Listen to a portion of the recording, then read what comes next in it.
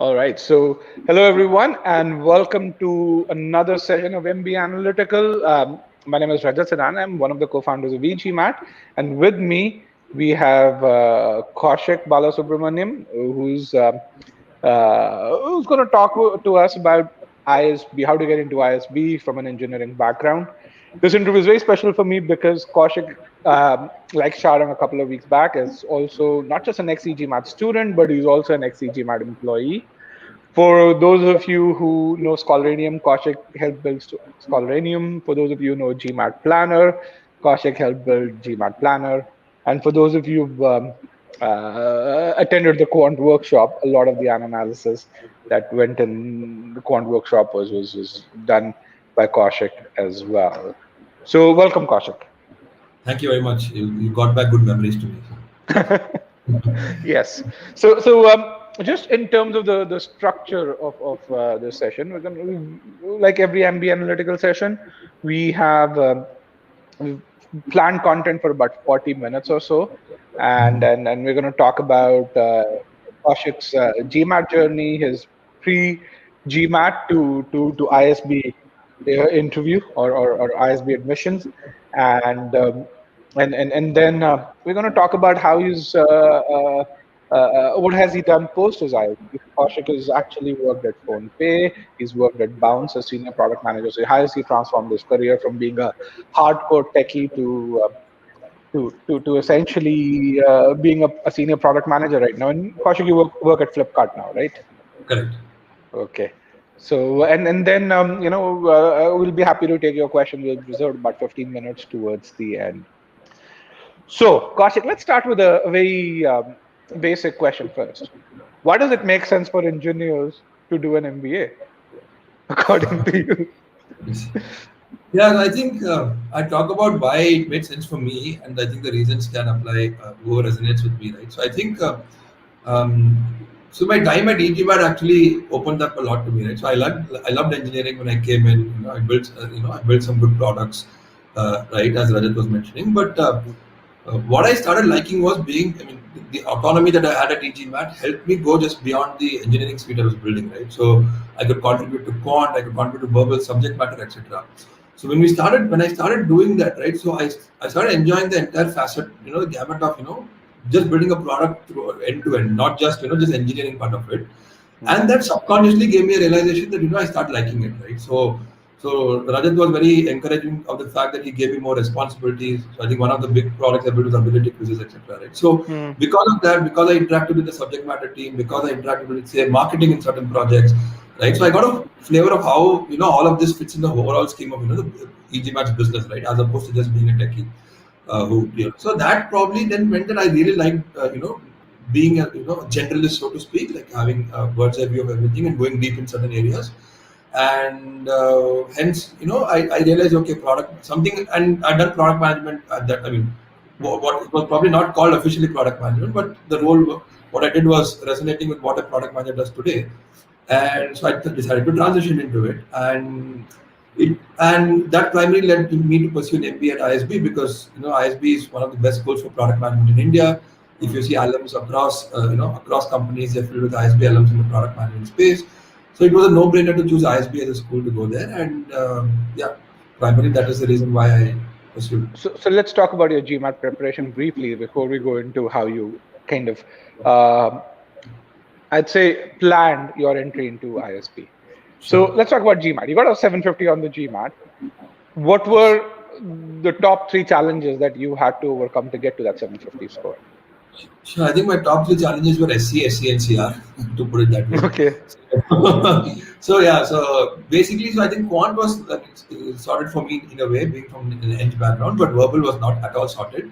And given that the GMAT expects you to follow certain, rules or conventions, so to speak, on how to use certain phrases, certain words, and it was definitely a challenge, right? While you can speak freely, you can communicate well in English, the GMAT English is a lot more different than that, personally for me, right? So I had sentence correction and critical reasoning were very, very difficult to begin with, at least for me, right? And I was like, in hindsight, it seems logical, but to get to that point was very, very, very challenging. And I still, couldn't understand why certain things made sense, why certain things did not make sense, because you are used to using certain phrases so colloquially that you will never realize that subconsciously it's grammatically incorrect, right? And people also accept that. And for you to realize why it's grammatically incorrect is very, is what is the challenge there, and that had a journey for me.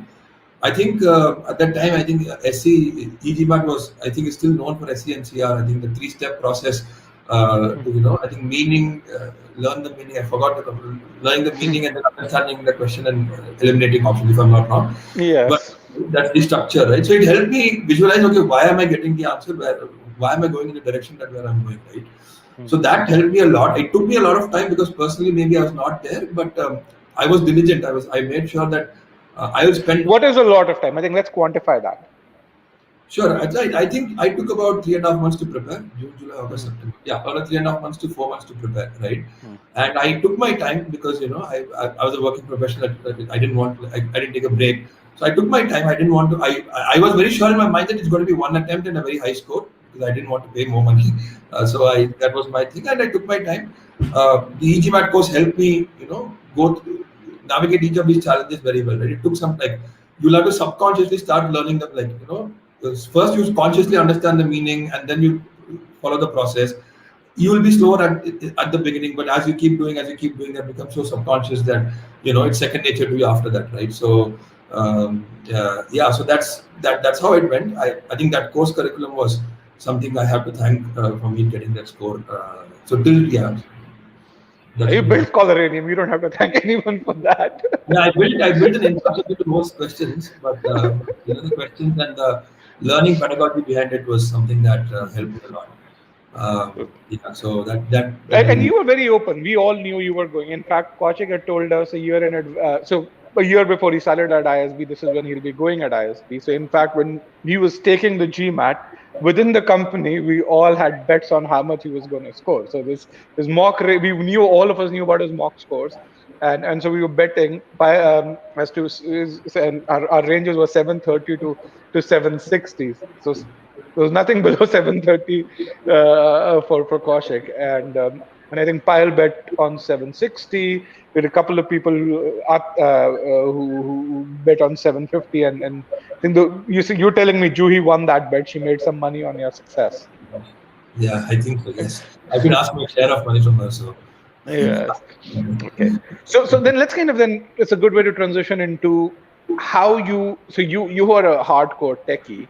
But then, do you think the last 1 year at e-GMAT, or how did you ensure that, ISB is very challenging for engineers. So how did you ensure that going into that ISB application, you had some solid experience, some differentiating experience that you could talk about? So what kind of conversation did you have with Pyle and I?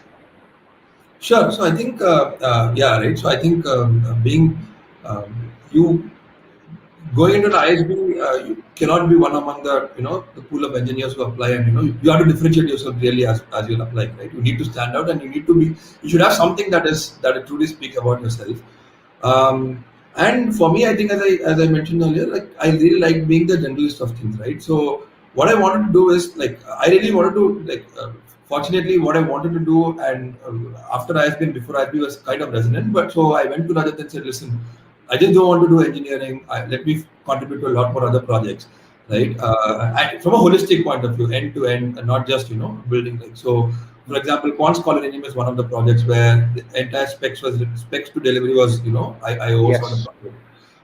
I think GMAT Planner is another example where I did, right? And that I don't know if you still have this platform called Mika, which was called then. I'm not sure if you heard it, but that again was in a project where end to end we took delivery. So I think thanks to Rajat and Payal for giving me that ownership and trusting me.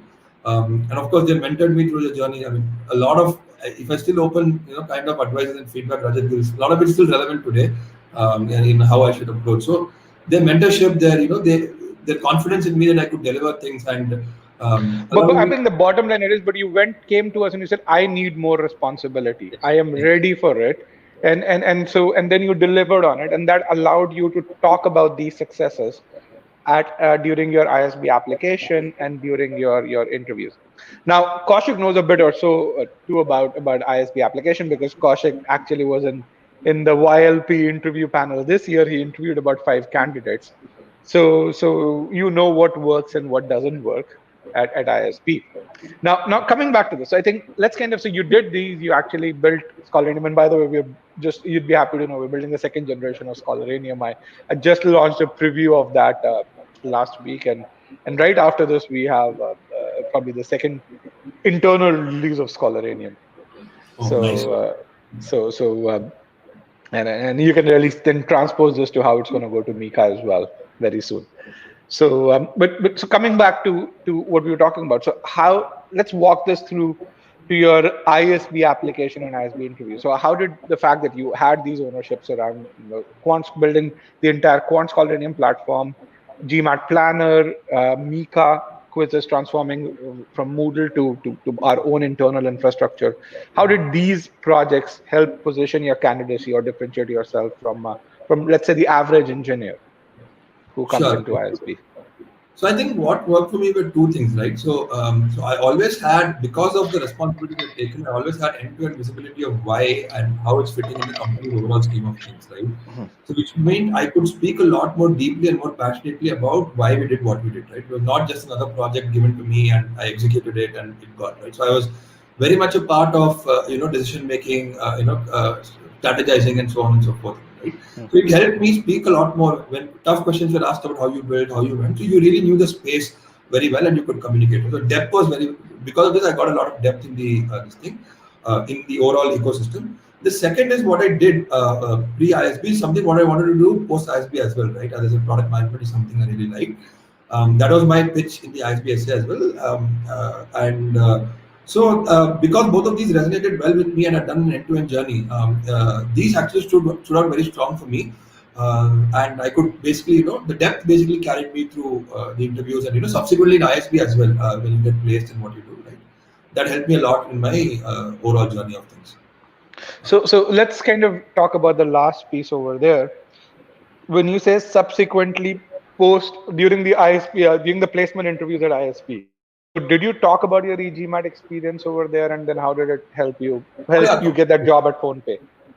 Yeah, completely right. I think I was like in the sense, probably one of the few folks, very few folks who had some bit of product experience, even though some bit of product experience before entering ISB. Building a complete product from scratch Yes. to finish. So what does quality mean? How do you take user feedback? How do you integrate that?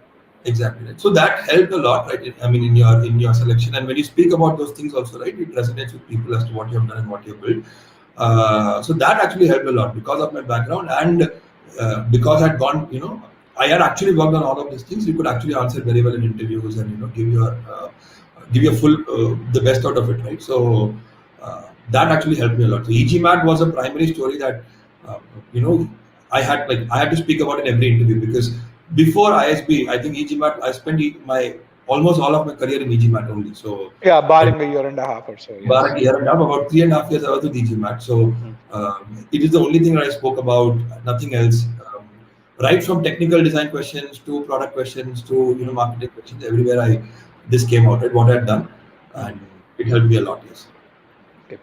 So then at that point, I think there's another question which I usually take questions in the end, but I think this is a question which is right in time. It's Karan says, hey, being a QA software engineering in testing role, how do you justify towards product management? And so I think this is a good question that is relevant to the discussion that we are having. So the question is, if I'm not wrong, being a QA engineer, how do you justify a transition to product management? Is that it? Yes.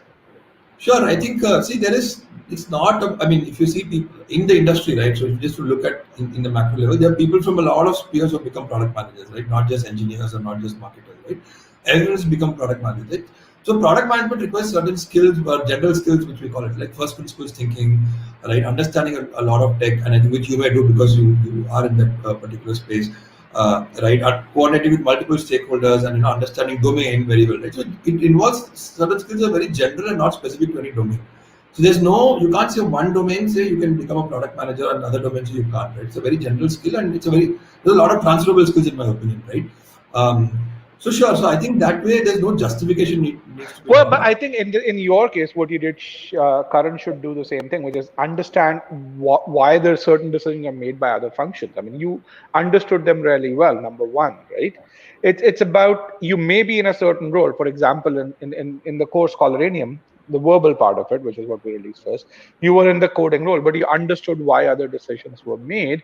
You could talk about them, and you could say, okay, why did we have the for example, the attempts pane the way it was, or why did we have the skill data pane the way it was, and so even though you may be in that, just in the testing role, knowing why those decisions are made, I think is really important. And sometimes you've got to reach out to those stakeholders and really have that informal meeting so that you can understand it.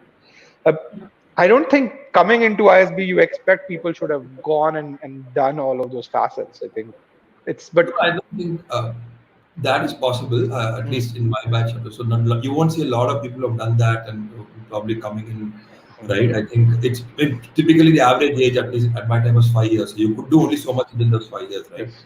That's fine, but at least you would have demonstrated a lot of, if you basically start taking these initiatives that Rajat has mentioned, you would have demonstrated those traits already to who's basically trying to recruit you, right? And that signals it. And when you're asked more about it, since you have gone deep as a person, you would be able to answer very confidently, and that speaks a lot about. That should basically convince anyone, Yeah, I think the thing which is there is, don't say I'm interested in product management, and then someone asks you a question about product management and you don't know shit. That's the, then it just shows that you are expecting, I'm going to come to ISB, I'm going to learn about product management, but I'm not done any effort on my side to learn more about the other aspects of what my job involves, especially if you're a techie. yeah, I So, mean, so I think that's something which, so your current functional role is not as I mean, it should not be. It's probably not a limiting thing, even though you may be in testing. You actually see the entire product over there. So, yes. so that's something which is there. So we're going to take a couple of other very interesting questions that have come. Tyson's question is really interesting. Let's take this question over there. Um, so let's kind of talk about an ISB essay. Uh, so describe, there's one of the essays, describe with examples the most important personal quality that you possess, which significantly enhances your prospects of being successful as a leader. So, first of all, was this a question that was there? And secondly, how did you respond to this? Sure, right. I think you now. I think leadership. I think probably Rajat can speak much more than I can, but I'll give you my take. So leadership as a function, right, requires a lot of qualities in you, right? Right from knowing, having a very broad vision of what the company is, or your function is at whatever level you're a leader, right? To empathy to your employees and stakeholders, right? To execution and so on and so forth, right? So everyone has a. I mean, leadership is a. I mean, if you Google leadership, I'm sure you'll find all the skills that leaders are typically ascribed with, right? Yeah, so and as a person, some things would resonate with you, right? I mean, as you grow, I think you will of course gain a lot of skills as you grow, as you mature in your roles. But something would immediately resonate with you, right? You may be a very good executor, you may be very good, you can think strategically or you can think long term. Certain things will work with you, right? And that's what you need to speak about. It. Why do you think that one trait works for you so well? And why do you think that will make you a very, very good leader? And how it will make, like, you can talk about how being a very good executioner can make you potentially a good leader, right? How it will help. So just find out that one or two things that work for you. I mean, of course, you can't, I mean, not everyone is a born leader, or not everyone would have experienced so much at this stage in life, and then talk about it, right? And why you think that will help you achieve what you want to achieve. I think that's how probably So I I would. think you've said two very important things. One is everyone's good at something or the other. Okay, that may not be like the most important thing in leadership, but if you're good at it, you should have evidence of it, and you should market that, because leadership is a combination of multiple things. There's certain people who are really good at planning, and because they're really good at planning, as they can plan projects really well, and they may be able to, so what they do is they de-risk projects because they do such a great job. They may not be super good motivators, but because they're good planners, they become good leaders, and they kind of, so know what you are good at, but at the same time also know what is it that you need to learn, and that's kind of your justification of why an MBA.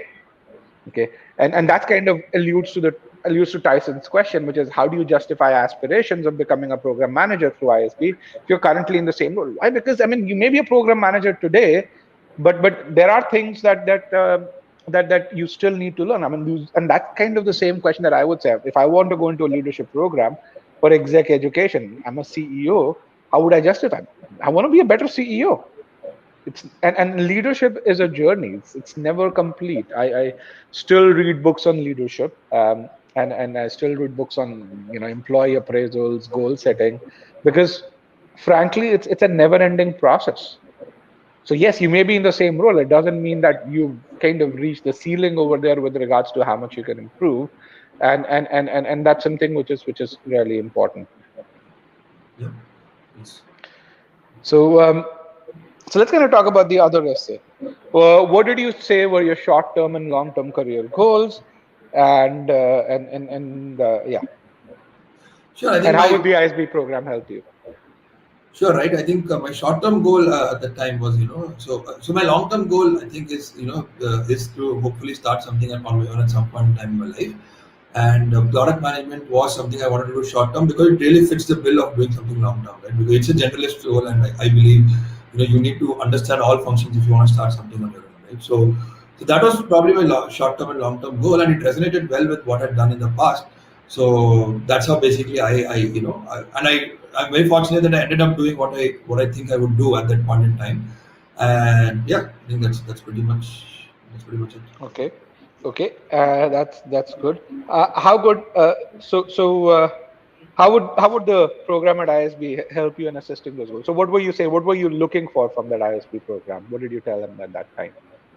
See, I think ISB has like plenty to offer in a year, right? I think it's up to how much you can take it, right? Life of the best, academic professors. So I'm sure some of you would know, most of you would know that our current chief economic advisor is an ISB, he's an ISB faculty, right? He taught in our batch, right? From academic professors to your peer group, to the network of the alumni. It has a lot to offer, So Kaushik, right? but let's kind of get to specifics. What are the three most important things? And I always like answers in groups of three. For me, one's too few, four's too many, three is like the optimum. What are the three most important things that you got from ISB or you learned at ISB? I think the academics is definitely one. Like while I didn't go, Academics is not. What part of academics? I want you to be super specific. like, so I think I can. So okay, good question. So in ISB, it's more about thinking. It's not. I mean, most of you have heard it's case study based, right? It's not like exams that you write in an undergrad or something, right? So there's a lot of subjectivity involved in most cases. Like they typically give you a case what a company was trying to do, and they'll ask you how you would go about it. Right now, it's a lot of subjectivity involved with multiple opinions, no correct answers for most of them, right? So you would learn a lot. You would debate with your peers, right? How to go. You'll get more ideas, more perspectives, right? And so that's one. So I think that part of So academics is expanding your horizon very to much. make good decisions is one thing that you got. So in fact, my study group. So we in IB have a study group wherein you do these cases yourself. And I was fortunate to have a study group from different. I was the eng.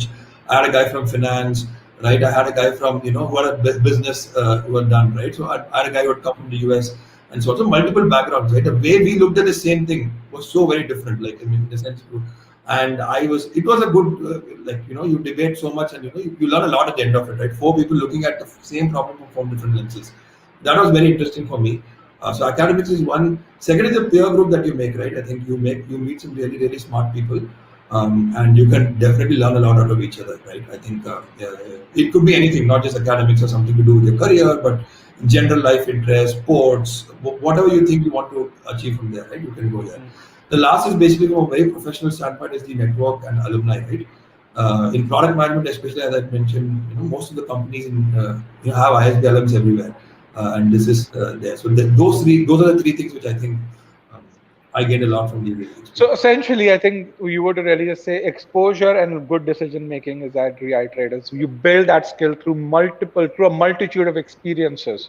Whether you're talking about taking those specific courses in econ, finance, marketing, whether you're doing integrated case studies in tech and consumer finance, or in CPG goods over there, but you build that horizon. So for an MBA really is not an academic journey. It's I think a personal exploratory journey, and an ISB is a great place for that because of the kind of individuals who come over there. Yeah. So I mean, the last part is too. It is something that you need to know what you want and what you don't want, because too many things happen and it has too many things to offer what you want. If you strategically pick and choose, you'll win very well. So okay. So then, how good is ISB for a career switch then? in terms of, for a career, right? So to switch your career, if you were, let's say, you were in hardcore tech, but you were into product management, partly, even prior to this. But how good is ISB in general for someone who's, let's say, coming from a sales background, wants to go into private equity? I mean, how does ISB help you with career switch? No, ISB does help you, right? So because it helps you very well because right, you come with some good experience in whatever you have done. So you're not something who's starting afresh, right? You are a career, right? And therefore you've gained some skills. And for the most part, skills are transferable, right? I mean, context to context, but in most cases it is transferable, right? You would learn something from there. Second is what you don't have, right? You may not have certain skills, or you want to acquire certain skills, right? You can acquire certain things formally. For example, I'm just giving an example which work. Like if you want to get into finance, there's so many finance courses that can help you understand finance, learn more about it, so on. Similarly, marketing, right? IT, for example, right? You can do actually cutting. I mean, with recent courses with recent context, with good historical context, and learn a lot about those areas, right? So you've added some skill set through learning, you've bought some skill set through your experience, and ISB also has other programs, right? Where you can connect with industry, connect with alumni, and network and mentor, right? So it does give you a very good opportunity and offering to grab what you want to do there. It's completely up to you as an individual and how do you leverage those things and how do you take it to the fullest. But I think the options and opportunities are like plenty for you to go. Have you seen people make major career switches? People who were in your batch? Yeah, I think multiple. I mean, like if top of the head, I may not think, but I've seen a lot of people are coming from different backgrounds, going to different industries, right? So it is definitely happened for a lot of people, right? So my case was probably very unique. I go in very similar field, but a lot of people don't come with that background, right? They go into fields which are very which they want to do after an MBA. So that's something.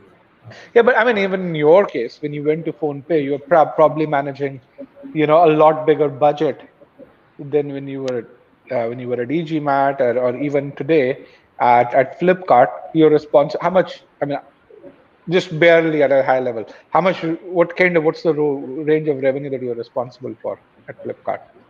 So yeah, so I'm not going into that. So when e-GMAT, I think as you said, I mean, the point is right? So you're going when you're going from a startup to a big company, right? There are certain things that work well for a startup. There are certain things that work well for a big company, right? You learn a lot from both of them have their lot of learnings to offer you, right? And so in that way, it was definitely different, right? PhonePe was probably more structured and slightly more bigger, much more bigger than e-GMAT is because of the nature of the industry and so on. And the skills you require, you may not have that, right? Those experiences help you get them. At the same time, the background which I had was slightly more resonant with what PhonePe was looking for at the time, and thankfully I could crack the interviews and get there. So, okay, all right, that's good. We're not going to talk about Flipkart. No. It's applicable everywhere. I think the same. As you go higher, in a company like e-GMAT, maybe I'm more privy to how much revenue I'm responsible for, how much I directly influence.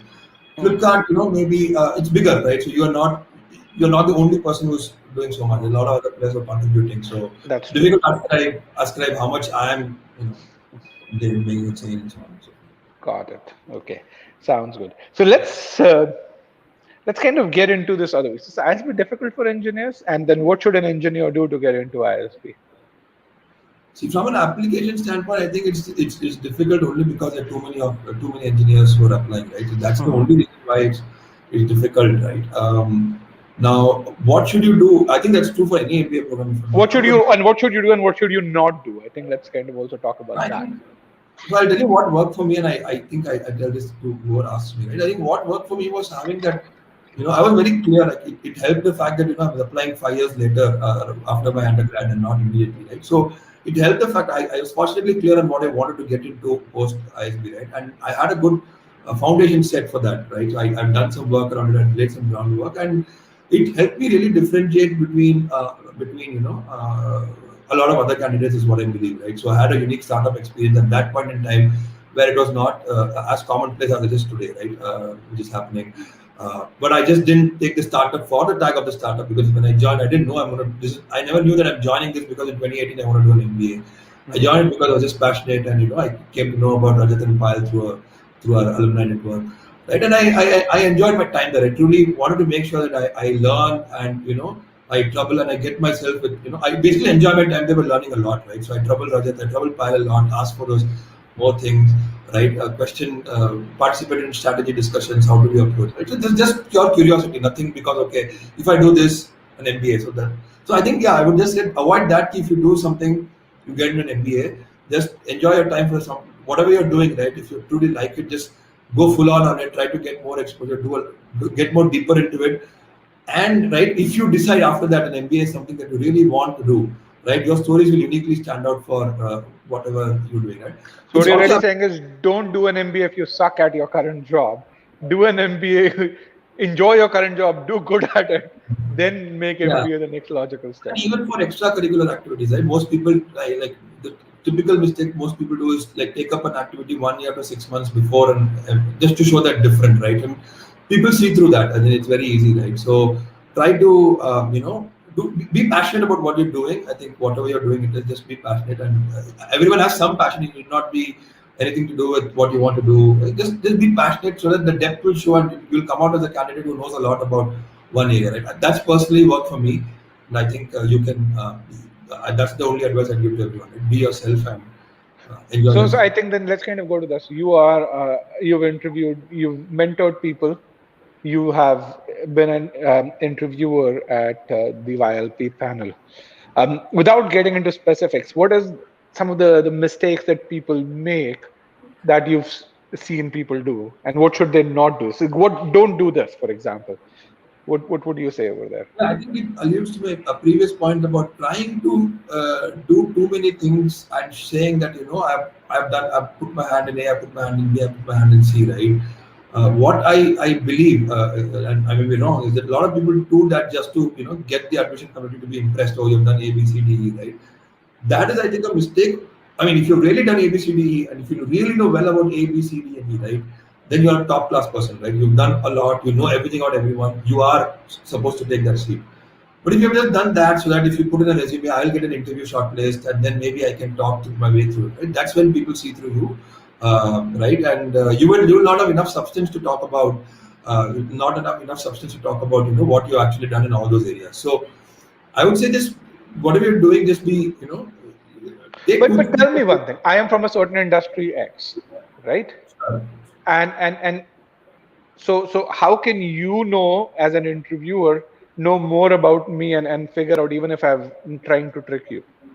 So I think, given that the interviewers are typically, post ISB alums and they're pretty experienced, right? So they are very smart in asking you the right questions. So given it's a panel of 3, it will be a diverse panel, more or less. So it's very highly likely that what you have done, somebody would be aware of some, if not everything, some things of your area, right? They can ask you very good questions, and your ability or your limitations or your capabilities will immediately show up the way you answer the questions, right? When you have depth in knowledge, right, it'll automatically come. You don't have to do anything to hide it. So, right. Also, when you have a logical decision-making process, I mean, for example, even though I've never been into retail, I think you and I can talk about what you do at Flipkart, and I can figure out what makes sense and what doesn't make sense over there. Exactly. Or you can ask me the right questions, right? I think that's. Yes. I mean, maybe you have not been in e-commerce, and therefore you may not know as much as a particular person in e-commerce, right? Or the reverse, someone who's not in edtech may not know all the things about edtech, right? But asking the right questions, having that curiosity, right? The more deeper you go in stuff, I believe that you will be you will know everything about it, right? Yes. It can be a job, it could be an extracurricular activities, whatever you enjoy, right? You should know in and out of it. And I think that so why do ISB people want it? Because you have to add some value in the class, right? When you're going to a class, that you're bringing something that you have done, right? And a shallow experience may not help you contribute. When you say it is the depth, not the breadth, but the depth. Sure, I mean, you could have breadth also, but you should know 1 or 2 things very well, right? I mean, yes, you could have breadth also, that's fine, but some places you should be really good. I mean, that's what you're trying to get in. And that's when you'll add value to the class, right? You can ask, like, for example, as I said, my study group, one guy was completely from finance lens. The way he used to approach things, was very different, right? I learned a lot about he used to solve probability and statistics in Excel sheets. I was like, wow, I've never done that in my life. I've been an engineer who's done sigma, x equal, whatever, right? So that, and you would really learn a lot because he's coming from that background and the way he looks at things. Right? That's what they're looking for, and therefore that exposure of you being a very different person and knowing what you do will automatically set you apart. Right? So if you're planning to do something, take it for the passion of it and do it for a long term, right? Automatically you will differentiate yourself from the crowd, right? Don't do any activity just to differentiate and try to be a different person. That's my only advice. Okay, let's kind of look at a couple of questions now. We've 35 minutes into the session. IT engineers, 10 years of experience, dying to get into ISB. How should they approach this? You already have a decade of experience. How should you really position your candidacy? Yeah, I think the answer goes more or less to what I've been saying. So, again, since you have 10 years, you have much more experience, right? And why are you making this drastic switch, and how do you think it will fit your scheme of things, right? Because 10 years is a long time. Why now? I think Why that's now? what you're... It's a long time. There are other options also, typically like exec MBAs and so on and so forth. So why a full time course? Why do you think you want to be there? Right. So and that could be a career change. How drastically are you looking to do things, right? So I think the broad tenets remain the same. I think just that you're 10 years more experience or 5 years more experience than the average crowd. You will have to justify that extra thing, but it's not very different. It's not very difficult. But I think you have the advantage that in-depth piece is what you bring, and that becomes easier for you because you have a experience. You can definitely add a lot of value, right? I think we get people from the Navy, we get people from the Army who have probably 20-25 years of experience, but they bring in a lot of things that we can never fathom, right? So you should have. I mean, if you have done well in those 10 years, don't worry. I think you should just go ahead and apply. Be honest about it. Yeah. I think you have an advantage, which is that decade of experience and what you bring in. And the challenge for you is to say why now and how would this help you. If you can address that, you are golden, in my opinion. Yes. There's another question. If you have an average profile with 2 years of experience, can I get an admission in ISB? How much GMAT score is needed for that? So why don't you talk about it and then I'll add to it. Sure, I think this. I'm not sure what do you mean by average. I think. Yeah, I was going to say this thing. What's an average profile? Yes. Yeah, it's okay. If you think your college you believe that your college is not the grade, that's not it. You believe So, what's your definition of average? Why do you think you're average? And if it's just because of what your degree and all that, doesn't matter. Right? As I said, do something that you really, you really you're passionate about. Like you at least explore certain things to a depth. You may like it, you may not like it, or if you really know what you like, just explore that more deeply. See what value you can add, right? So let's say if you want to apply after 2 years from now, just hypothetically, right? In 2 years, if you're sitting in that classroom, how do you think you can add value? How is your experience going to contribute to somebody, right? If you know that, and you know that I have certain skills which probably very unique to me, not a lot of people who have experience, right? Just double down on that. Focus, right? And regarding GMAT scores, I think there's no set template. I mean, higher the better, right? There's no, there's no compromise there. But there's no, there are candidates with low GMAT scores who have gotten in. The candidates with very high GMAT scores have not gotten in. So it's, always I would say the higher the better. Why would you not get a high score? I would always say don't aim for a 700 and be very happy about it when you can, and when you have time at your hand and when you can aim for a higher score. But I can't say this GMAT score will get you in, this GMAT score won't get you in. So here is something that I will tell you. I've spoken to admission directors at ISB. We have hosted admission directors, current and former, on our platform, as well as in person, a couple of face-to-face sessions that we've done. And there's one thing that they really say. Say at ISB, we are always looking for at least one evidence of excellence. Yeah. And then for the other aspects, we are looking for at least an average performance. So when Kaushik really says that, hey, you may have a 770, you might not get in. Why? Because, hey, there is that evidence of excellence, but on the other side, the average part doesn't exist. So in that case, that 770 will not help you get in. But if you're average in other aspects and you have this one high GMAT score, you'd get in. On the other hand, if you're excellent in other aspects, if you have that evidence of excellence through something else, maybe you have 4 patents to your name. Maybe you understand the domain really well. Then 700 will get you in. Okay, so that's one piece over there. The second thing is, I and Kaushik, correct me if I'm wrong. ISB admissions is not like IMA full-time. IMA's full-time admission where there's a formulaic approach to it. You say if you're an IIT, you're going to get this many points. It's not a point-based system with fixed buckets in there. It's a lot more holistic, which means someone who's not from a great undergrad but has had really good experience will probably have a leg up over a guy who's from IIT but has had average experience. Yeah, so while not drawing any comparison to IIMs, as I'm not aware, but you're right? So, like as I think as Rajat said, right, what is that one area where you can contribute in class, which is the excellence area, right? Why do you think you're very different, right? And that's what you need to focus on as a person, not just to crack the interview, right? But just to say, okay, this is where you could be very good musically also, right? You probably know a lot of music. It could be anything. I mean, that's fine. You come from a background where you can contribute to class and you give a holistic perspective. That's what they're looking for.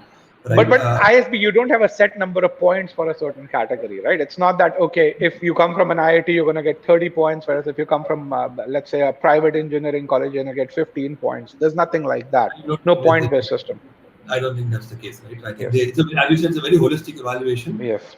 I think probably one of the first schools in India at least to recognize the value of experience, right? And now I think they value that you have experience, right? You could have learned a lot during that experience, right? Yes. And if you've done really well in your post professional, you should be good, right? So just be in a field where you think you're enjoying your work and try contributing as much as you don't think you should come out well. I think that's which kind of is the next really good transition to this next question. Can I feel underwhelmed with minimal extracurricular average, minimal extracurricular number one, number two, average to good acad performance and good experience? Should this person be underwhelmed? Because nothing quality over quantity. I think there's no. I mean, if you've rescued dogs for 7 years, right? I think that's good. I mean, you know more than anyone else in India, right? I'm just giving that as an example. So there's nothing. There's nothing. You need not do 4 things, right? Because if you have to get deep in something, you need to really give time, and when you're giving time to it, you really can't do other things. Right, so you must have solid. If you've done solidly well in 1 or 2 areas, right, that's enough. Minimal. I don't think quantity matters. I don't think I had like 4 skills or 5 extracurriculars. I don't think I had any. I still don't, like, in a sense. So that's fine. So I think quality over quantity any day. That's something that works. And I think academics I don't think matters a lot because your experience is valued more. I think. Right, so and again, what you've done in your professional experience and how does it resonate with what you want to do will probably your good experience at the product company was going to probably make up for the underwhelming GPA or minimal QA, minimum extracurricular thing. So don't worry about that. Okay, how much preparation time should you need? I think I probably should take that one. Yeah. so take a Sigma X mock and figure out what your starting scores are, and then accordingly prepare a study plan using GMAT Planner. That's the preparation time that you need. Yeah, that's about it. Yes. So you've kind of answered this one. I don't know if you want to add to this. How does ISB help us give the edge for getting to product management role, and how does the rest convey that to evaluators? How does ISB give an edge? As I said, right, I think ISB is a school which values experience, and because of which a lot of experienced people join. And product management also, if I'm not wrong, companies do prefer some amount of experience before you join as a PM, right? So that helps. Because of which, I think that at least in India, right, if you take any product company, right, you will find ISB LMs there. You take a company, there should be at least 2-3 ISB product managers, at least, right? The likes of Flipkart and Amazon are plenty, right? So because of which, you can always reach out to any one of them for help or job or network, right? And I want to add the other thing. Do you have speakers from all of these companies come and visit ISB and talk about stuff? Oh yeah. So in fact, I hosted. I was the president of a club there called Business Technology Club, and we used to invite all the alums from various companies, help right from just giving. Guiding students into what different career paths may be in product, in tech, etc., to helping them prepare for interviews, like taking mock interviews, giving them feedback, how to prepare. Right? It's a very close-knit community, right? I think that's the blessing. A close-knit community of 1,000 batchmates. I think it's because it's 1,000. It's very close knit, right? So I think I've always seen you can always hit up any ISB alumni and they'll never say no to help you. I think they're more than happy to help you in terms of anything related with product management, especially, right? I've gotten help from so many alums that I can't thank for, right? Yeah. So, that's true. I think the point really is because you have all of these talks, that's also is another big point to really say, how will it help me transition into something? Because when you have someone who's coming from these companies and really say, this is how you think about a product, this is how we invest money, it builds that mindset. I remember when I was at IIT Delhi, we would get, folks from Intel Santa Clara to talk about, at that time, we're talking about Pentium architectures. They would talk about how they're thinking about branch predictions and other stuff, and that was like empowering to us at that point. And so this was in similar way. I'm sure having product managers or even directors or CEOs come in and talk about how do they create a company vision. I think this must be very empowering. Yeah.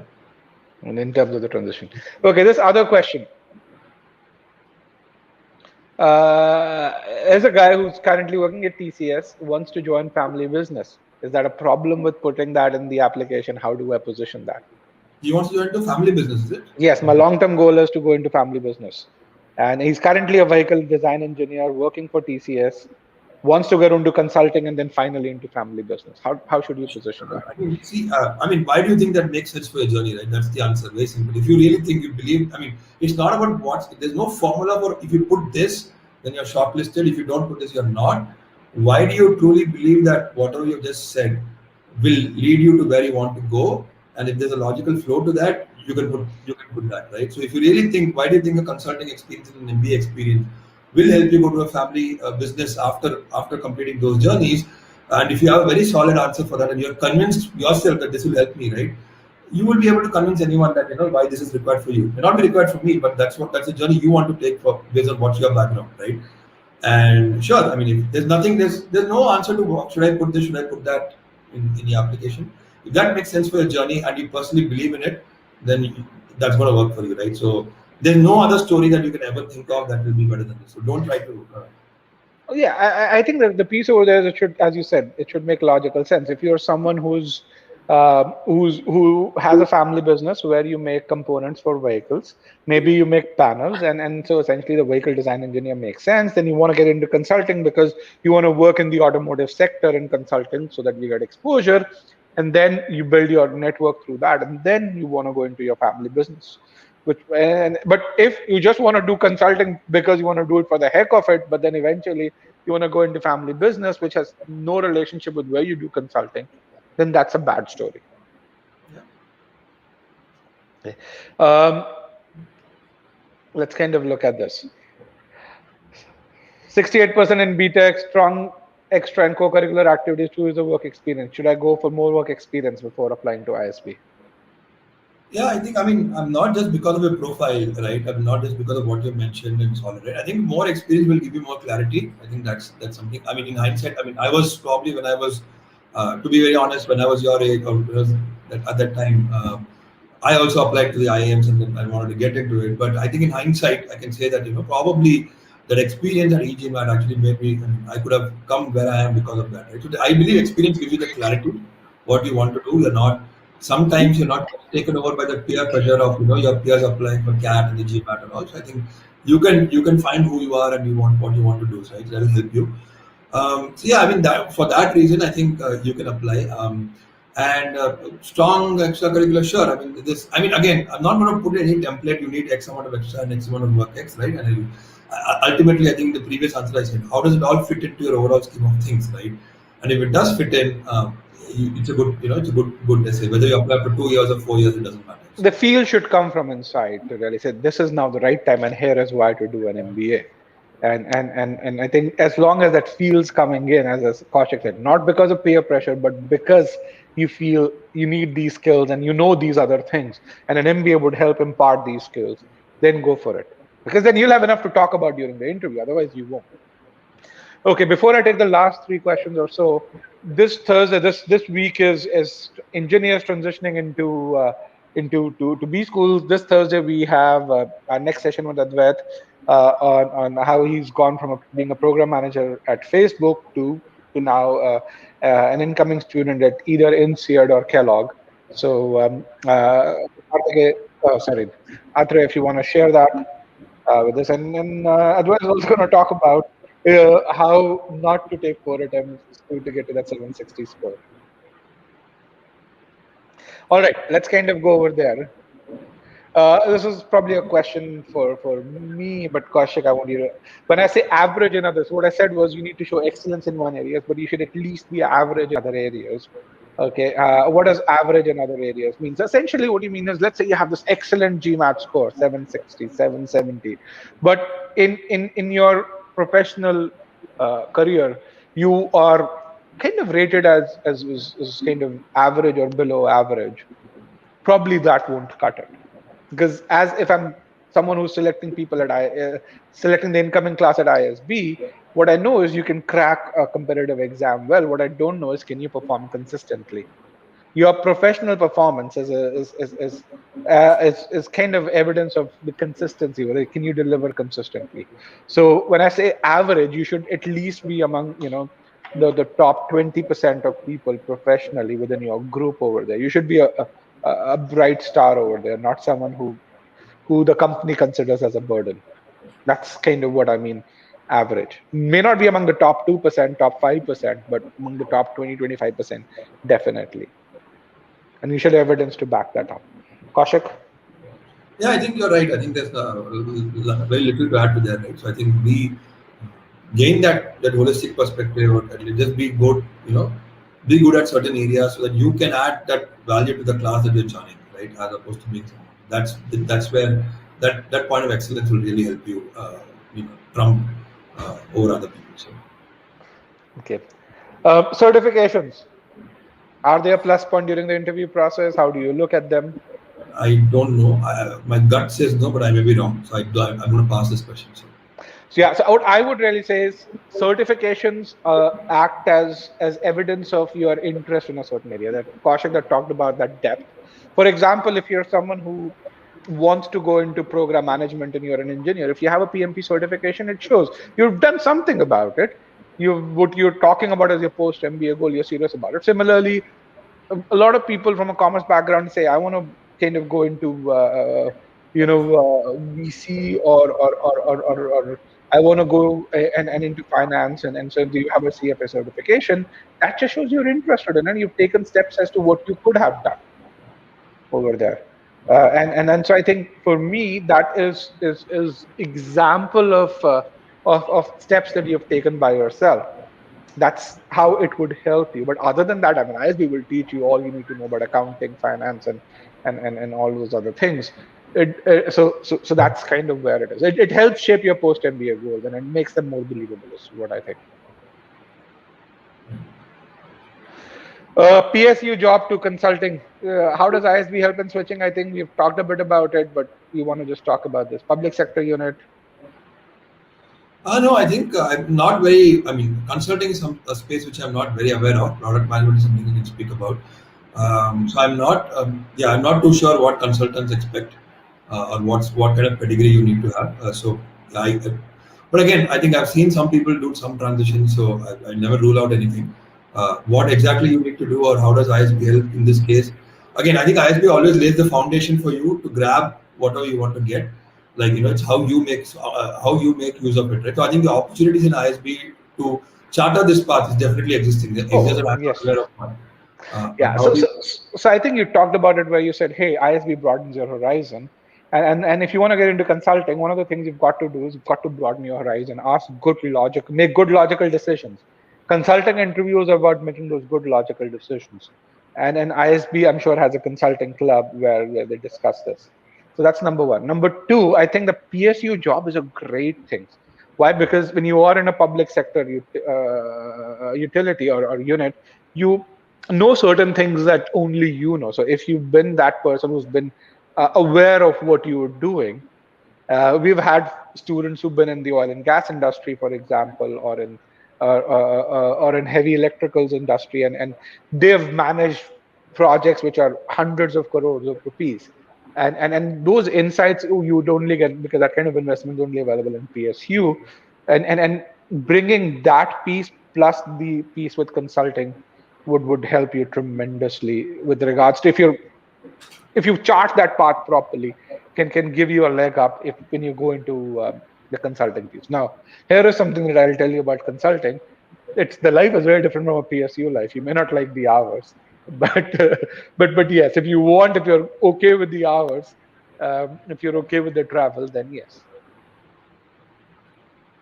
And which is kind of uh, very similar to the Shantanu's question, which is to say, what kind of interview questions? They'll be related to the kind of projects you've done. How did you make those decisions? If you were a part of, let's say, enhancing a maintenance programs from reactive to predictive maintenance in an oil and gas industry, then they'll ask you questions about how did you retrain the technicians? What pushback did you get from there? In this case, and essentially, how did you quantify the results? How did you justify that project to begin with? So Shantanu, those are the kind of questions that about your very specific experience. Where do you want to go post ISB? Yeah, I think in short, I think it's about the profile that you've submitted, right? Yes. You would have written a lot of things, professional work experience, extracurriculars, where you want to go, why the essays, right? So the questions, whether X years of experience doesn't matter, would be just checking your thought process and what is the logical connect among all of this. Yeah. Okay, this is an interesting question. It says, hey, let's say you're coming in with a certain profile, you don't know where you want to go. Okay, but you know you want to be in consulting or product management or marketing. There's a kind of related thing. There's a significant overlap over there. Is that a negative? No, I think if you say something like product management and operations, right, it's kind of very orthogonal to each other, so to speak. I mean, one can argue that way. Right? So you want to pick things which are very, very orthogonal to each other and that don't make sense. That is definitely negative, right? That means that signals that you probably have not understood why. Don't say I'm going to go into marketing or HR. I think don't do that. We're very diverse. We're going very two streams which are not all related to each other, right? Then maybe you have only X amount of experience, right? So therefore you couldn't have done enough in both the fields, right? You could have done well in one. There should be some logical jump into why you want to go there. So that way, I think those things will be a negative. But if they are related fields, like product marketing versus product manager, there's definitely a relation between that, right? It's a relation that very relatable field, right? I mean, everyone will understand. Okay, if this profile I can get into AB and ABC, right? These are very related fields, and that's fine, right? So that's okay. I mean, that's fine. You don't have to have that one. Okay, I just have to go into consulting. Otherwise, I'm not going anywhere, right? I'm sure you will not be like all or nothing. So that's fine. So as long as they're related and as long as it makes sense to where you want to go long term and what you've done so far, it's completely fine. Yeah, I think the thing which is there is an MBA is also this journey into self-discovery. I mean, it tells you've got to tell yourself, what do I love? And it's as Kaushik said, don't make it orthogonal, just make them related. And there you can discover your way around. Everyone understands that. So that's okay, Arshan. As long as your pre-MBA experience is solid, as long as you can prove, okay, I'm a solid individual coming in and I'm going to discover where I want to go and I'm going to have ISB help me through that. That's perfectly okay. Let's kind of take this one. I was debating. Are there 50 to 70 lakh CTC jobs to ISB class? I'm sure there are. But do you make 70 lakhs, Kaushik? I wish. No, I think bottom line. I was very happy with what I got. I think I made good money. It was financially rewarding. I mean, the people take loans, and I've also taken the loan. It's the biggest question. So I was happy with what I got. It was, Have you paid the loan off? I have a year or two left. I will. I mean, I've purposely been slow, but I still have a year. So I think what I'm trying to say is, I mean, if you're going to dream of 50 to 70, or 1 crore, sure, right, 1 or 2 jobs would be there. I mean, but you would get a good placement. You would get a good salary in most cases. I think I'm not sure of the numbers, or I'm not, but you will get a good. It will not be a bad ROI. That much I can definitely tell. The ROI is immense, and I probably, if you do one more session, I can talk about why the ROI is immense. So, but that's a different story. So, if the question is around ROI, then definitely there's a lot of value, short term, long term, and you should not worry too much about the loan or that. Yeah, I think what I would say is it remember this is you're 5 years out. An ISB is not kind of an MBA nowhere. It's like engineering where it's going to snap skills and suddenly you have wings on it. But what it does is it helps build that muscle through which you can grow wings out, and which is where it puts you on that path to 50 to 70 lakh jobs in about 5 to 7 years, 8 years post this. Again, it puts you on that path. Are you willing to charter that path? Are you willing to put in that effort, develop those skills? That's something which is completely you. I think that's the uber point in all of this, right? I think Yeah. questions people does ISB have this, ISB have that. I think it's how much ISB have everything. How much are you going to grab out of it is completely up to you and your hands, right? So the more you do, the better you will go higher. Yeah, the more you do, the more effort you put in. It's completely up to you. Yes, there are enough 50 to 70 lakh jobs out there that you can get if you prove yourself. You're not going to get that job because you're an ISB grad.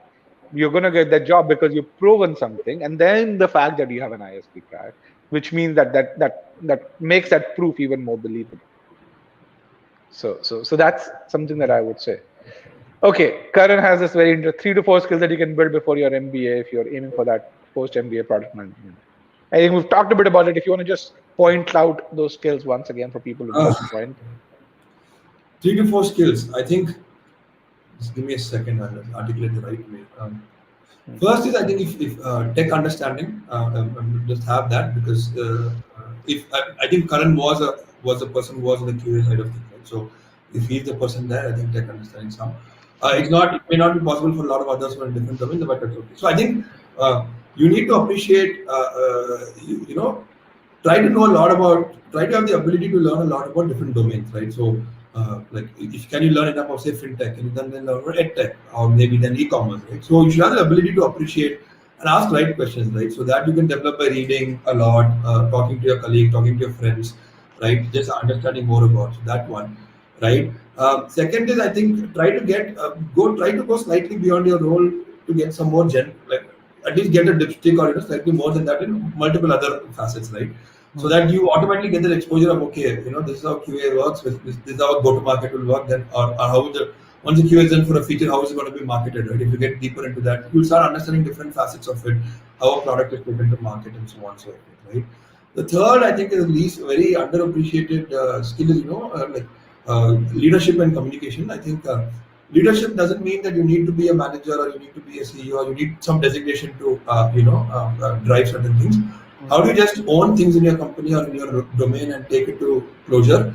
And I'm hoping that all companies do provide that opportunity. Will help you a lot, right? And that worked for me, right? Then all the other things are set, right? So you can automatically learn more, you can automatically develop yourself. And how do you communicate effectively, right? I think it's a very underrated skill. It's a very obvious skill people think, but it's an underrated skill. How do you keep communicating? How do you over communicate? How do you make sure your stakeholders are aligned, right? There are tons and tons of articles on the internet you can look at. So I think if you can focus pre-MBA on some of these things, right, it should be very, very good. So I also got some really input. I'm going to just elaborate on the first one over there by broadening your horizons. I would say start reading Harvard Business Review.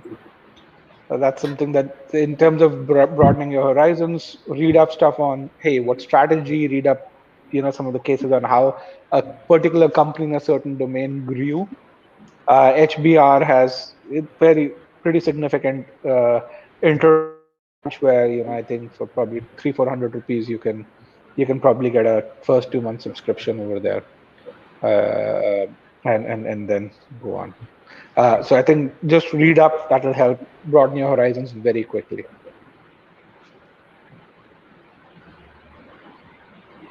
Okay, I think we have one last questions that I want to really see. Masters will help you more or MBA? Data science, MBA versus masters. I think this is a question which we really say. I mean, again, I can help you in what way, right? I can help you. The guy, I mean, if you say if you just say I just want the money, I don't care about what I do, sure, both will help you, right? Both will help you very well. If you're more technical, you really want to go into data analytics, machine learning, you want to be that engineer who loves playing with data and getting out. Sure, masters is the way to go for that, Yes. right? If you want to be a general person, like knowing having a very strong analytics background, but then becoming a more general, like taking that special skill and then becoming more of a general role in MBA will help. So I think the help. What do you want to do? I think then if you tell me what you want to do, I think the answer will be easier. Masters or an MBA, both will help. I mean, yeah, in each of their own ways. So. Yep. All right, guys. So with that, I know there are a bunch of questions. I want to thank you guys for joining me today, but we are out of time at this point. Again, we have a session on Thursday where we will take some of these questions. Again, this is but tech to product management, program management. How do you transition from there? And so please register for that session. And yeah, so we have the link over there. Also, we have upcoming sessions on sentence correction and number properties this weekend. Um, so definitely register for those as well. For those of you who want to get done with their GMAT. So yes. All right. I want to thank Kaushik for joining me today, and please press on the like button if you benefited from this interview, if you benefited from his answers, and I'll see you guys on Thursday. Thank you very much. Thank you for having me. Thank you, Kaushik. Thank you.